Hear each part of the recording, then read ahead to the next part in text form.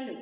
इस वीडियो में हम OLAP पर कौन कौन से ऑपरेशंस परफॉर्म किए जा सकते हैं के बारे में पढ़ेंगे।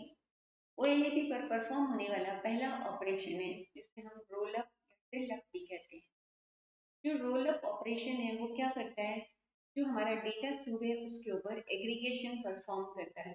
अब ये जो एग्रीगेशन है इसके लिए हम या तो कंसेप्ट है कि ऊपर की ओर क्लाइंब करते हैं या फिर हम एक डायमेंशन को कम भी कर सकते हैं। जब रोल अप ऊपर की दिशा में परफॉर्म किया जाता है या रोल अप को परफॉर्म करने के लिए हम डायमेंशन रिडक्शन करते हैं, तो डायमेंशन रिडक्शन में हमने कुछ डायमेंशन को उसको रिमूव कर दिया है।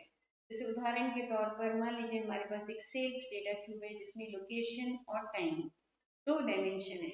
अगर हमें रोल अप करना होगा तो हम कोई भी एक डायमेंशन जैसे कि टाइम डायमेंशन है को हटा देंगे तो हमारे पास जो टोटल सेल्स आएगी वो बाई लोकेशन हो जाएगी। और इससे पहले बिना रोल अप परफॉर्म किए हमारे पास जो सेल्स थी वो लोकेशन और टाइम दोनों के अनुसार थी। इस डायग्राम में आप देख सकते हैं कि यहाँ पर हमारे पास पहले जो लोकेशन थी वो सिटीज का था। तो जब हमने रोल अप कंसेप्ट है कि मैं ऊपर क्लाइम करके किया तो हमारे पास जो लोकेशन है अब कंट्री वाइज आ गई है। अगला ऑपरेशन है ड्रिल डाउन। ड्रिल डाउन एक रिवर्स प्रोसेस है रोल अप का। इसमें हम जो कम डिटेल्ड डेटा से हम ज़्यादा डिटेल्ड डेटा की को अच्छे से देख सकते हैं। ड्रिल डाउन को रियलाइज करने के लिए हम कंसेप्ट हायरार्की में क्लाइंब अप करने के बजाय अब क्या करते हैं, स्टेप डाउन करते हैं। और या फिर दूसरा तरीका है कि हम डायमेंशन को इसके अंदर और डायमेंशन को ऐड कर देते हैं। जो हमारा सेंट्रल क्यूब है उसके ऊपर हमने जब डायमेंशन को और ऐड कर दिया तो जैसे मान लीजिए हमने कोई कस्टमर गुड डायमेंशन और ऐड कर दिया, इस तरह से कर सकते हैं। इस पर्टिकुलर डायग्राम में यहाँ पर हमने जो ड्रिल डाउन ऑपरेशन किया है उसमें हम कंसेप्ट है कि में लोअर लेवल पे जा रहे हैं, क्योंकि यहाँ पर हम देख रहे हैं कि टाइम क्वार्टर है।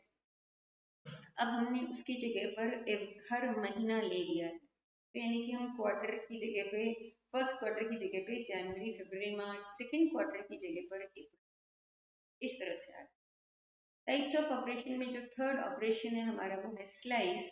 स्लाइस ऑपरेशन में हम क्या करते हैं कि किसी भी एक डायमेंशन पर सिलेक्शन परफॉर्म करते हैं जिससे कि हमें एक सब क्यूब मिल जाता है। स्लाइस ऑपरेशन जब भी हम मान लीजिए सेंट्रल डेटा पर कर रहे हैं तो हमारे पास मान लीजिए टाइम जो है वो 4 क्वार्टर्स में है, पर अगर हम सिर्फ एक ही क्वार्टर का टाइम देखें तो फिर हमारे पास अब क्या बचेगा, आइटम्स बच जाएंगे और सिटीज बच जाएंगे और हमारे पास जो इन्फॉर्मेशन आएगी सिर्फ एक ही क्वार्टर की आएगी।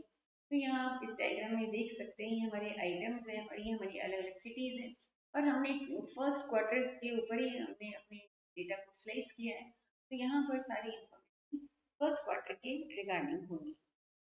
अगला ऑपरेशन है डाइस ऑपरेशन। तो जैसे स्लाइस में हम एक डायमेंशन पर डेटा को कट करते हैं, डाइस ऑपरेशन में हम क्या करते हैं, एक सब क्यूब डिफाइन करते हैं और वहां पर सिलेक्शन दो या उससे अधिक डायमेंशंस के लिए करते हैं।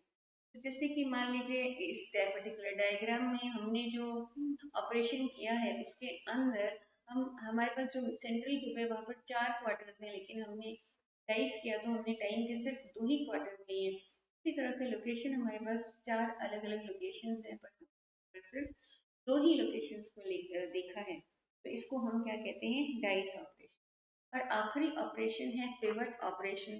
पिवट ऑपरेशन में हम क्या करते हैं कि हमारा जो डेटा है उसको विजुअलाइज करते हैं इस तरह से कि हमारी जो एक्सेस है उसको हम रोटेट कर देते हैं जिससे कि हमें हमारे डेटा का जो प्रेजेंटेशन है वो अल्टरनेट तरीके से दिखाई पड़े। यहाँ पर आप देख सकते हैं कि हमारी जो एक्सेस आइटम टाइप की थी पहले हॉरिजॉन्टल थी, अब हमने उसको वर्टिकल डायरेक्शन में कर दिया है। वीडियो को अंत तक देखने के लिए आपका बहुत बहुत धन्यवाद।